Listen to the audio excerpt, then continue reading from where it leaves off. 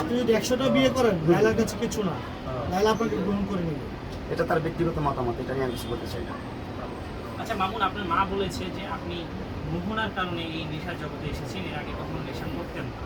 এই মোহনাই আপনাকে নেশা শিখিয়েছে। মোহনাকে আসলে দোষ দিব না, দোষটা আমার নিজেরই। আমি মাত্র অতিরিক্ত ভালোবেসে ফেলছি, অ্যান্ড যখন কষ্ট পাইছি তখন কি করবো বুঝিনি, তখন এসে গেছি। এখন বুঝতে পারছি আসলে নিজেকে ভালোবাসতে হবে সবার আগে, নিজেকে ভালো রাখতে হবে। নেশা করলে নিজেকে ভালো রাখা যায় না। সবাই বলবো নেশা থেকে সরে যান, নেশা রাস্তা থেকে একদিন দূরে থাকেন, একদিন দূরে। আমি ভয় পাই এখন খুব নেশা। কিন্তু আপনি তো বলতেন যে মোহনা আপনার সাথে একসাথে নেশা করতে। মোহন আমার সাথে নেশা করতে ওরকম বিষয় না।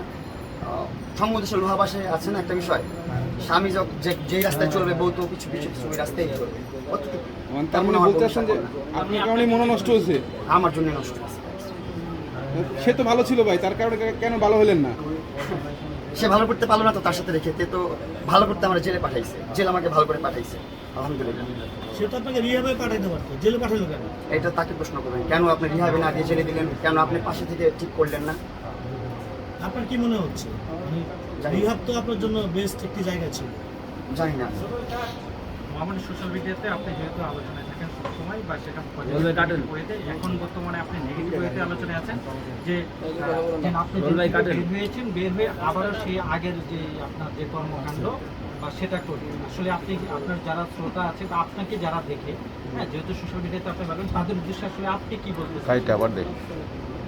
আসলে যারা আমাকে দেখেন আর যারা আমার কারণে বিব্রত হয়েছে বা সোশ্যাল মিডিয়াতে সবার কাছে হাত জোর করে মাফ চাচ্ছি। আমি আমার পারিবারিক বিষয়টা চলে আসে, আমার ফ্যামিলিও বুঝতে পারে নাই, ওয়াইফ বুঝতে পারে না, এখানে থার্ড পার্সনরা খেলে দিচ্ছে আর কি। ওরা ম্যাচ খেলে গেছে, ওরা উইনার, আমরাই লুজার দিন শেষে। সবার কাছে সরি গাইস, ভালো কিছু করবো। আমি খুব সুন একটা ক্লোথিং বিজনেস শুরু করবো, হয়তো বা ফিজিক্যাল সব দিতেও পারি, নাও দিতে পারি, কারণ ফাইন্যান্সিয়াল অবস্থা অত ভালো না। গাড়িগুলো বিক্রি করতে পারলে, বাইকগুলো বিক্রি করতে পারলে ফিজিক্যাল সব দিয়ে দিব, অথবা অনলাইন শুরু করবো, বাসা থেকে শুরু করবো। আপনারা সবাই সাপোর্ট করবেন আমার ক্লোথিং বিজনেসকে, নাম হবে প্রিন্স পার্ক। প্রিন্স পার্ককে সবাই সাপোর্ট করবেন, সবাই আমার ক্লোথিং ব্র্যান্ড থেকে শার্ট প্যান্ট আরও ইত্যাদি যা যা লাগে সব কিছু কিনবেন। নিজেকে চিনতে হলে বা নিজেকে নিয়ে